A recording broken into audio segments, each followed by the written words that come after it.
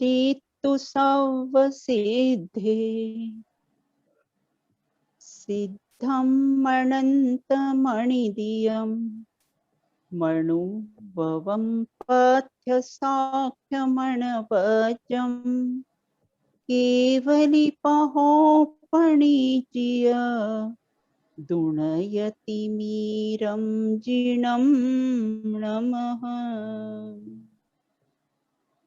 मोहरागरुस दूर करी समिति गोप्ति व्रत पार संवर में आत्मा कियो नमो ताहि मन धार नमो ताहि मन धार। वन जंगल निवासी हर अंतर मुहूर्त में अपनी आत्मा का स्पर्श करने वाले पर परिणति आती है उसको बहुत छकाते हैं और निज परिणति में स्वयं को रमाने वाले ऐसे आचार्य स्वरूप गुप्त रहते हैं और उन्होंने ही गुप्तियों की चर्चा की है। पूर्व में हमने यहाँ पर गुप्तियों का स्वरूप, उसके बाद फिर विभिन्न ग्रंथों के माध्यम से उनका क्या क्या स्वरूप है वह देखा है। उसके बाद फिर उसके भेद प्रभेद देखे हैं। सामान्य की अपेक्षा से तो निश्चय गुप्ति एक ही प्रकार की होती है और भेद की अपेक्षा से 3 प्रकार से होते हैं। और अगर प्रभेद की अपेक्षा से देखें तो हमने एक एक गुप्ति के 4-4 भेद किए हैं। निश्चय मनोगुप्ति, व्यवहार से मनोगुप्ति और मनोगुप्ति के संबंध में उनके भ्रम और उनका निराकरण और उससे अपने प्रयोजन की सिद्धि। इस प्रकार से पूर्व में हमने मनोगुप्ति की चर्चा की है।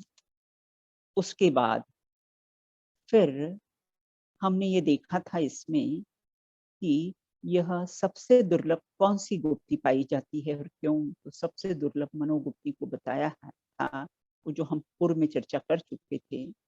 और मन को वश में करने का क्या साधन है, तो मन को वश में करने का एक ही साधन है कि तू त्रिकाली ध्रुव भगवान आत्मा से अपनी परिणति को जोड़ दे तो मन वश में हो जाएगा।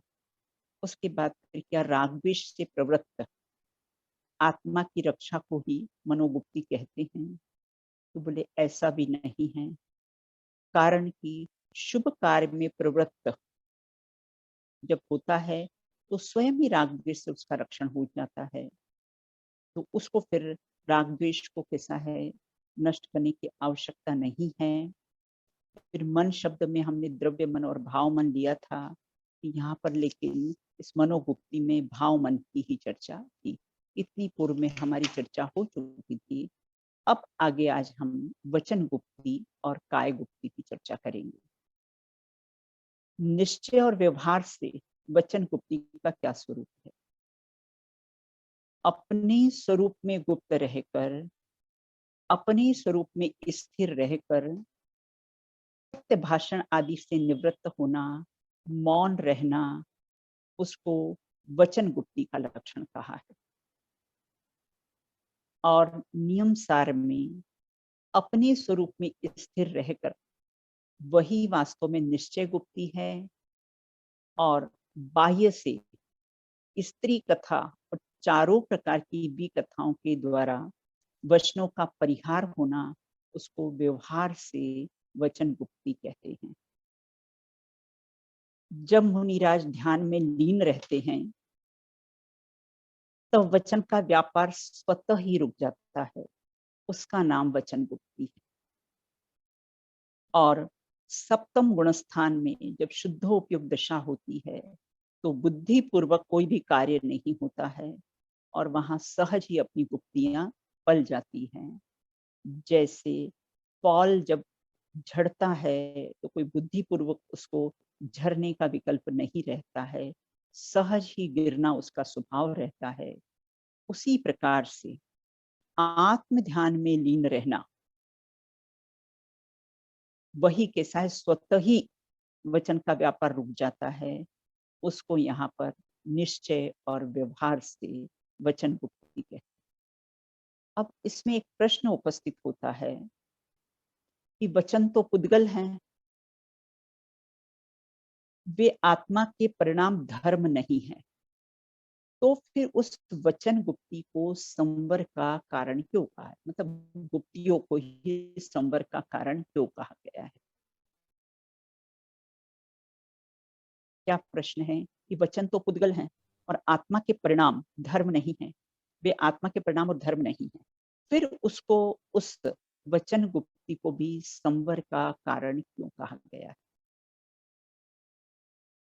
समाधान, भगवती आराधना में ऐसा कहा है, जिससे पर परिणामों में कलह होता है, ऐसे भाषण से आत्मा निवृत्त होना ही वांग गुप्ती है।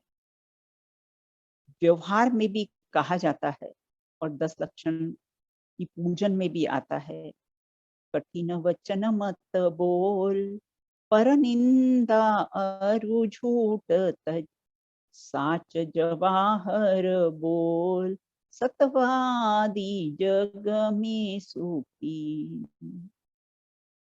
और लौकिक में भी कहा जाता है, आरी का, तीर का, तलवार का जो घाव भरा, लगा जो जख्म जुबा का, वह हमेशा ही रहा हरा। और असत्य वचन और कठोर वचन एक प्रकार की हिंसा है। 100 विवादों को टालने के लिए एक मौन ही श्रेष्ठ है। दिल्ली में बाल भारती स्कूल में एक बार लेक्चर देने के लिए गए थे, तो ये वचन पर ही लेक्चर देना था। तब हमने बोला था कब बोलना, कितना बोलना, कैसे बोलना, बोलना कि नहीं बोलना, कि मौन रहना। तो यहाँ इस प्रकार से अपने यहाँ भी ये सब लौकिक व्यवहार की बातें हैं। अब फिर प्रश्न उपस्थित होता है कि 13वें गुणस्थान में तीर्थंकर की दिव्य ध्वनि कीर्ति है, वहां वचन का व्यापार रहता है, तो फिर वचन गुप्ती वहां कैसे संभव है? जिस प्रकार से वृक्ष से फल फूल पत्ते स्वतः ही खिलते हैं, उनको कोई इच्छा नहीं होती है, आकाश में से पानी स्वतः ही झरता है, बिना इच्छा के झरता है, उसी प्रकार से तीर्थंकर की इच्छा नहीं होती है, उसकी वाणी सर्वांग से खिलती है, होठ तालु नहीं हिलते हैं।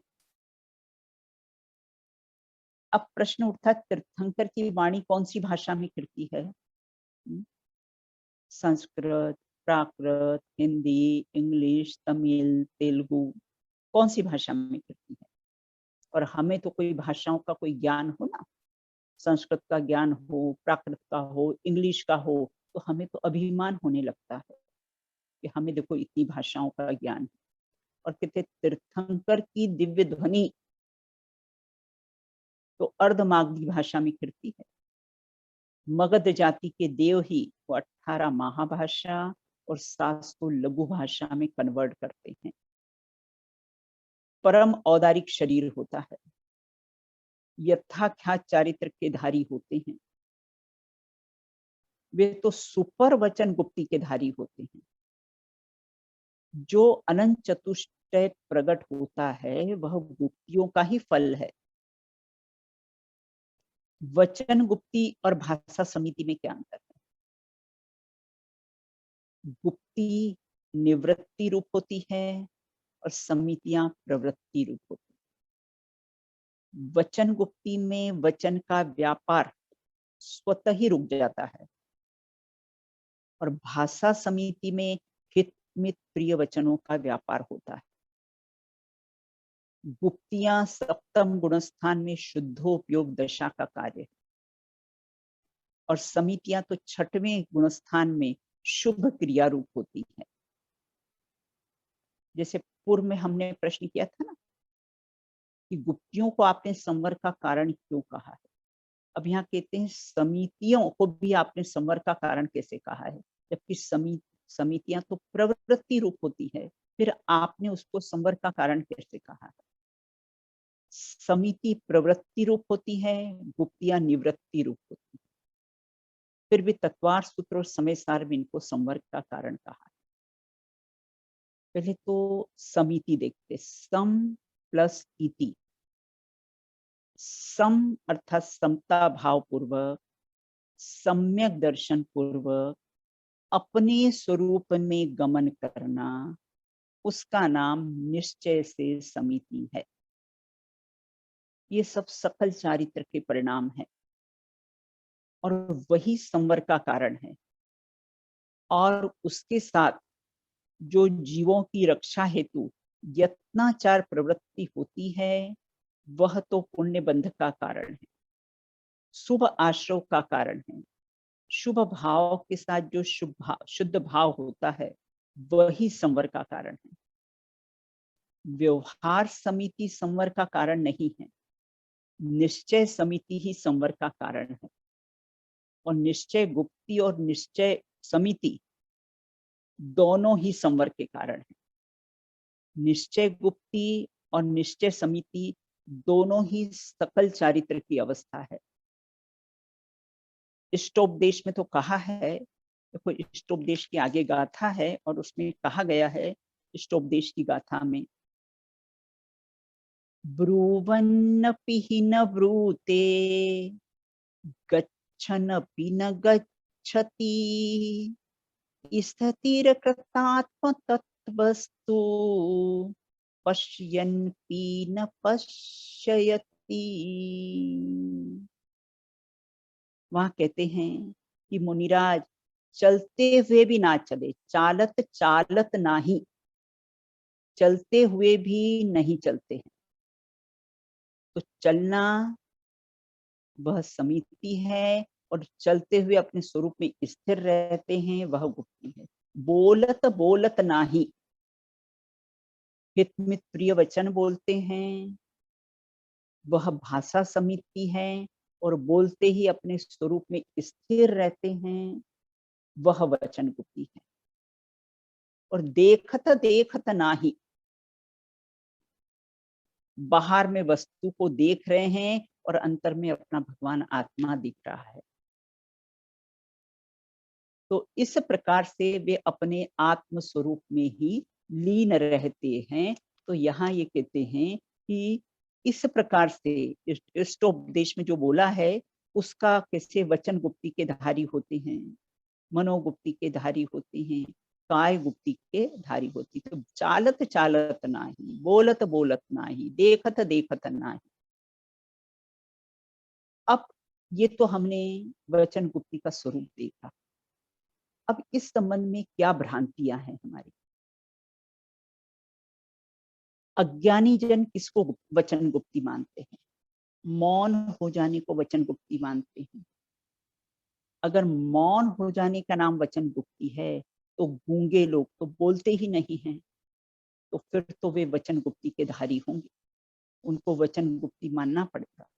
पशु पक्षी कितने बोलते ही नहीं हैं, तो फिर उनको भी। अन्य मत में भी साधु जन समाधि लगा देते हैं और अंडरग्राउंड हो जाते हैं, तो उनको भी हमको वचन गुप्ति का धारी मानना पड़ेगा। और वे भी बोलते नहीं हैं। क्रोध के वशीभूत भी लोग आपस में कैसे हैं, बात नहीं करते हैं। तो यह उस वचन गुप्ति के संबंध में भ्रांति है। वास्तव में ये वचन गुप्ति नहीं है। अगर इनको वचन गुप्ति कहेंगे तो ये गूंगे इत्यादि को भी हमको वचन गुप्ति का धारी मानना पड़ेगा। वास्तव में तो आत्म स्थिरता, वचन का व्यापार, अपने आत्मा में लीन रहते हैं, अपने आत्मा में स्थिर रहते हैं और वचनों का व्यापार स्वतः ही रुक जाता है, उसका नाम वचन गुप्ति है। देखिए मोक्ष पाहुड़ में लिखा है ऐसा कि जो परिहार विशुद्धि धारक मुनिराज होते हैं, वे मात्र 3 कारण से बोलते हैं। मुनिराज मौन किस कारण और किस प्रयोजन से लेते हैं? देखो, बहुत मार्मिक बिंदु है ये, जो क्यों नहीं बोलने का विकल्प आता उनको? जो कुछ मेरे द्वारा बाह्य जगत में देखा जा रहा है, वह तो जड़ है, वह कुछ जानता नहीं है और मैं ज्ञायक हूँ, अरूपी हूँ, तो किसी के द्वारा देखा नहीं जाता। सामने वाला जो दिख रहा है, चर्म चक्षुओं से जितनी वस्तुएँ दिखती हैं, वे तो सब जड़ हैं। और मैं कैसा हूँ? मैं ज्ञायक हूँ, मैं अरूपी हूँ, मैं भी किसी के द्वारा देखा नहीं जाता है, तब किसके साथ बोलूँ? इसलिए मैं मौन व्रत धारण करता हूँ। और परिहार विशुद्धि के धारक मुनिराज जो हैं, धर्म के 3 कारण से बोलते हैं। धर्म कार्य में आचार्य से कोई आज्ञा लेनी हो, तो बोलते हैं। योग्य अयोग्य उपकरणों के निर्णय के लिए बोलते हैं, या किसी का संदेह दूर करने के लिए, इन 3 कारणों से बस तभी बोलते हैं। इसके अतिरिक्त मौन रहते हैं जो परिहार विशुद्धि धारक मुनिराज होते हैं। तो इस प्रकार से ये अपने काय गुप्ती के बारे में ये वचन गुप्ती के बारे में देखा है। अब अपने को एक प्रश्न उपस्थित होता है कि गुप्तियों में ध्यान कैसे हो सकता है?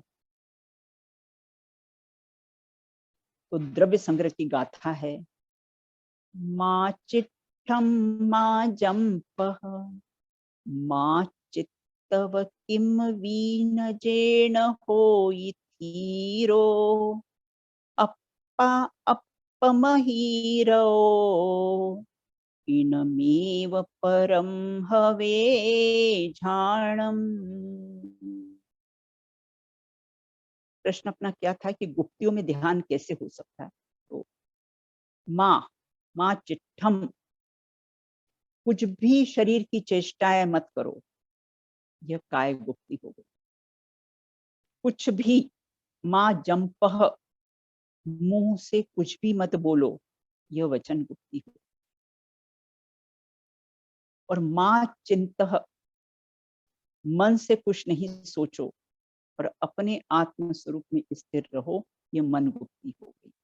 तो गुप्तियों में भी कैसा है? ध्यान संभव है, और ये ध्यान का उत्कृष्ट लक्षण है। गुप्तियों में भी ध्यान संभव है। यहाँ तो छडाला में भी लिखा है ना, मुख चंद्र ते अमृत झरे, मतलब भाषा समिति की बात कही है। देखो, सत्य महाव्रत अर्थात झूठ का सर्वथा अभाव, यह तो कौन सी होगी? वचन अर्थात भाषा समिति होगी। और हितमित प्रिय वचन बोलना, यह भी कैसी है? वचन समिति हो गई।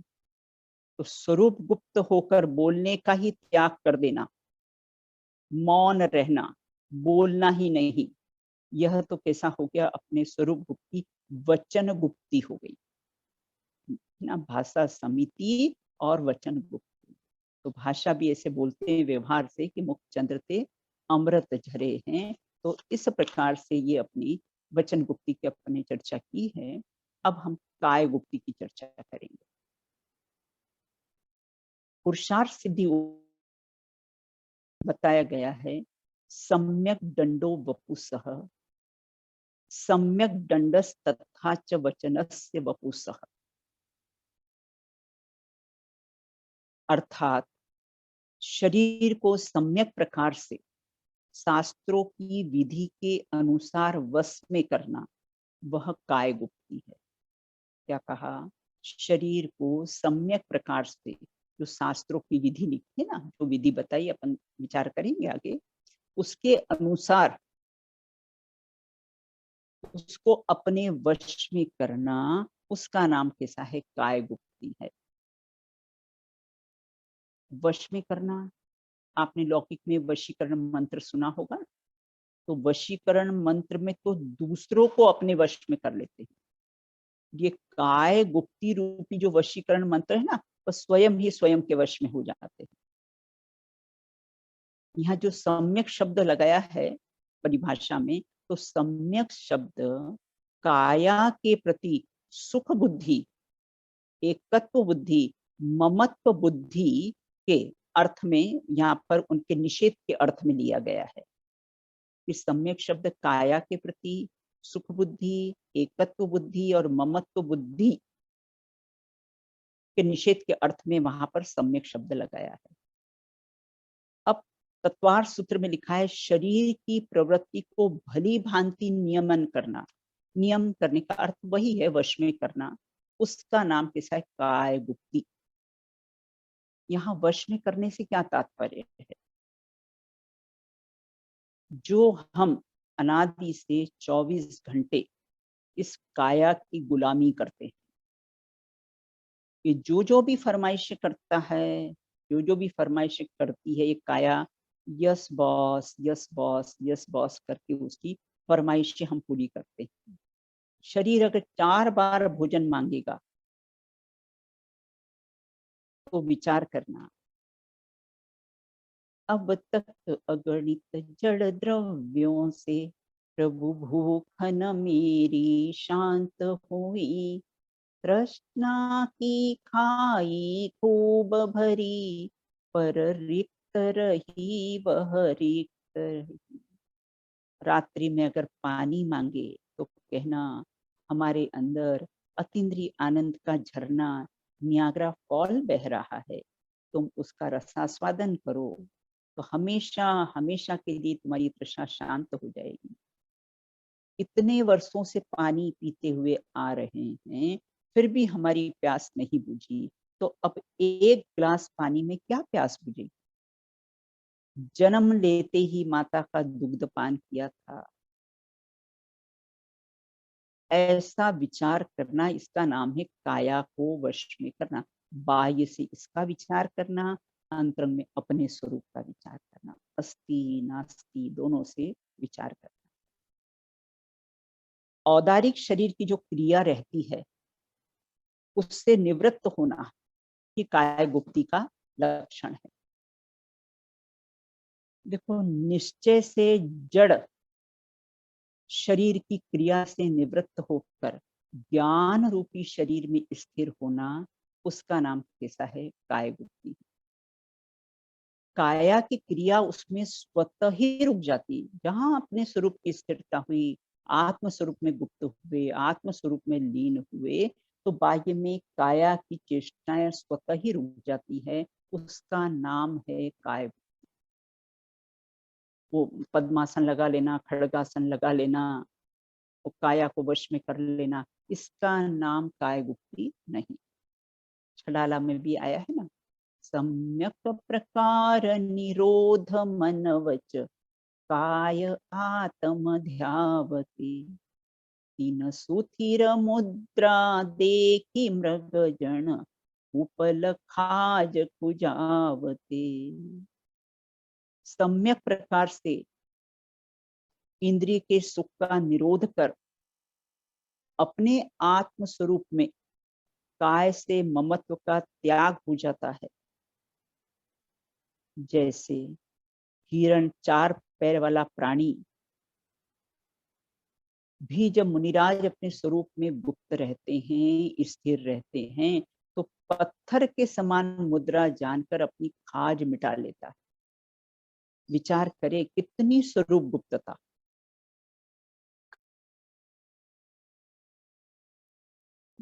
अर्थात काया पर से उपयोग हट जाना, मतलब मैं काया नहीं हूं, मैं शरीर नहीं हूं, मैं तो अशरीरी भगवान आत्मा हूं, इसी का नाम है काय गुप्ति। जहां आत्म ध्यान स्वरूप की स्थिरता होती है, वही सच्ची गुप्ति होती है। मुनि पद का मूल ही सच्ची गुप्ति है, इसके बिना सम्यक चारित्र नहीं होगा, और सम्यक चारित्र के बिना कैसा है? मोक्ष नहीं होता है। अब गुप्ति के संबंध में हमारी क्या भ्रांतियां हैं और उसका निराकरण क्या है, उसकी चर्चा हम करें। अज्ञानी जीव क्या मानता है? काया की चेष्टा मिटाने को काय गुप्ति मानता है। अगर काया की चेष्टा मिटाने को काय गुप्ती माने तो मृत व्यक्ति तो काया की कोई चेष्टा ही नहीं करता। फिर उससे हमें काय गुप्ती मानना पड़ेगा।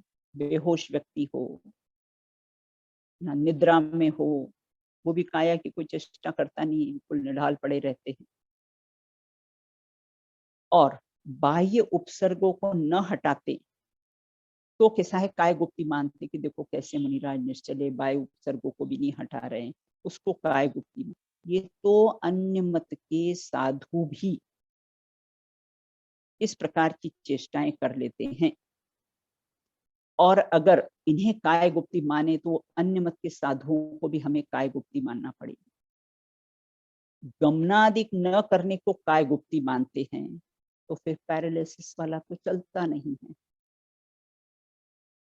बहुत से लोग कितने कितने 6-6 साल से बेड पर पड़े हैं, कोई गमनादिक की क्रिया नहीं करते हैं, तो उनको फिर काय गुप्ती मानना पड़ेगी।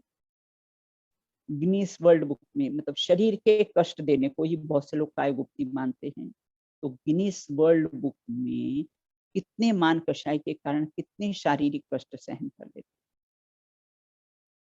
काया से उनको ममत्व नहीं रहता है, तो उनको काय गुप्ती मानना पड़ेगा। यथार्थ से आत्मलीनता पूर्वक शरीर में उपयोग नहीं जाना, उपसर्गों को हटाते नहीं हैं, उपसर्गों को अपने से दूर ही देखते हैं, उसका नाम कैसा है, काय गुप्ती है। देखो मुनिराजों पर कैसे कैसे उपसर्ग, फिर भी वे अपनी आराधन से नहीं चिगे। गुरुदत्त मुनिराज द्रोणागिर से मोक्ष गए, उनकी काया पर रुई लपेटकर पहाड़ से फेंक दिया और बीच में ही पद्मासन लगाया और मोक्ष चले गए। किसके बल पर? उस काय गुप्ती के बल पर, क्योंकि काया से ममत्व तोड़कर अपने स्वरूप में गुप्त होना। देखो काया से मात्र ममत्व छोड़ना, उसका नाम काय गुप्ती नहीं है। अब है कायोत्सर्ग और काय गुप्ती में क्या अंतर है? कायोत्सर्ग मुनिराज के सठ आवश्यक की एक भेद है उसका, और गुप्ती तो शुद्धोपयोग दशा है, आत्म स्वरूप में लीनता की दशा है। कायोत्सर्ग में तो पैरों को 4 अंगुल का अंतर रखकर दोनों हाथों को नीचे लटकाकर निश्चल खड़े होकर शरीर से ममत्व का त्याग करना, उसका नाम किसा कायोत्सर्ग। लेकिन गुप्ती में तो आसन का कोई आग्रह नहीं, चाहे पद्मासन हो चाहे खड़गासन हो, कोई भी आसन में गुप्ती हो सकती है। ये 6वें गुणस्थान की प्रवृत्ति है जिसमें पालन करते हैं समिति, और गुप्ती तो शुद्धोपयोग की दशा का नाम है। देखो कायोत्सर्ग को ही अगर हम काय गुप्ती माने तो क्या दोष आएगा? बोले कायोत्सर्ग काय गुप्ती नहीं है, काय की क्रिया से निवृत्त वो निष्फल हो जाएगी। अगर हमने कायोत्सर्ग को काय गुप्ती माना तो जो काय की क्रिया से जो निवृत्त हुए हैं वह निष्फल हो जाएगा, क्योंकि कायोत्सर्ग वो कायोत्सर्ग नहीं है।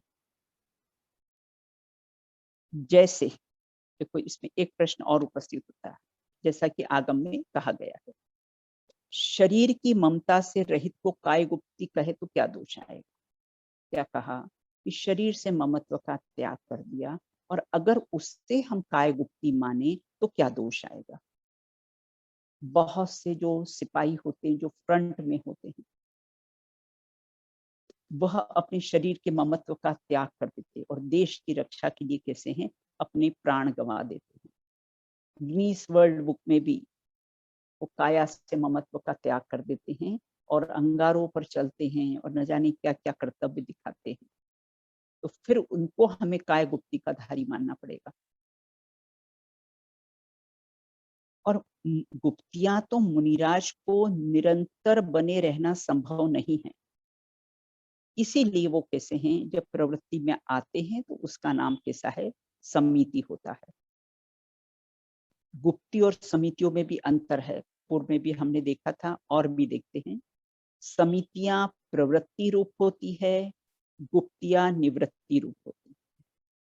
समितियों के 5 भेद होते हैं, गुप्तियों के 3 भेद होते हैं, वो 5 में ही समाहित हो जाते हैं। 4 हाथ जमीन देखकर चलना वह इरिया समिति है। तो चलते हुए अपने स्वरूप में स्थिर हो जाना, उसका नाम कैसा है? काय गुप्ती। विकारों से रहित प्रवृत्ति का भाव वो समिति है, और आत्म स्थिरता पूर्वक विकारों का उत्पन्न ही नहीं होना, वह कैसा है? गुप्ती। हितमित प्रिय वचन वह भाषा समिति है, और स्वरूप गुप्त होकर वचन की क्रिया का स्वतः रुक जाना, वह कैसा है? वचन गुप्ती। और ऐष्णा, इरिया, आदान निक्षेपण सब काय गुप्ती में ही गर्भित है। भाषा समिति को वचन गुप्ती में ही गर्भित किया गया है। भाषा समिति को भी वचन गुप्ती में ही गर्भित है ना। एक प्रश्न है, क्या हम समिति को गुप्ती की भूमिका मान सकते हैं? नहीं, दोनों में अंतर है। तो वो अंतर कैसा है अभी हमने देख लिया है, दोनों में अंतर देख लिया है। अब समिति और गुप्ती में समानता क्या है? क्योंकि निश्चय समिति और निश्चय गुप्ती दोनों ही संवर के कारण हैं, इसलिए इस प्रकार से दोनों में समानता है। अब यहाँ ये कहते हैं काय गुप्ती के संबंध में, देखो निश्चय गुप्ती तो मोक्ष का कारण है, और व्यवहार गुप्ती संसार का कारण। और जो जड़ की क्रिया है काय गुप्ती में, जो जड़ की क्रिया है वह न संसार का कारण है न मोक्ष का कारण। निश्चय गुप्ती संवर का कारण है, व्यवहार गुप्ती आश्रय और बंध का कारण है, और जड़ की जो क्रिया है न बंध का कारण है न मोक्ष का कारण। निश्चय गुप्ती उपादेय है, व्यवहार गुप्ती शुभ क्रिया हे है, और जड़ की क्रिया गे है। इस प्रकार, और जड़ की जो गे है वास्तव में न वह हे है न उपादेय है। आचार्य अमृतचंद देव ने भी अपना नाम कैसा है? स्वरूप गुप्त आचार्य अमृतचंद देव कहा है। एक प्रश्न और उपस्थित होता है कि अष्ट मात्रिका का ज्ञान, मतलब 5 समिति और 3 गुप्ती में अष्ट मात्रिका का ज्ञान, उसकी चर्चा आई, उसमें 5 समिति और 3 गुप्ती की चर्चा आई है, लेकिन 28 मूल गुणों में गुप्तियों की चर्चा क्यों नहीं आई है? क्या कारण?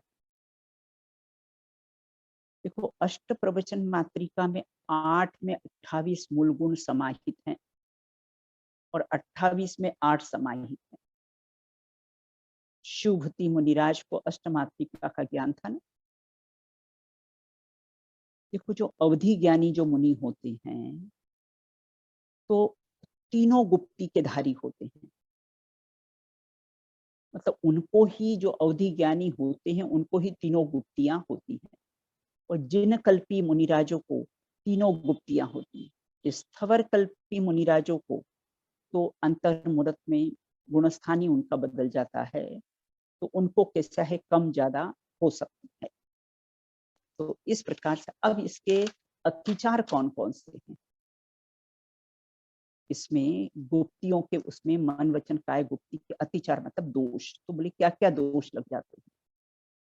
आत्मा की एकाग्रता के बिना शरीर की क्रिया बंद करना, यह काय गुप्ती का अतिचार है।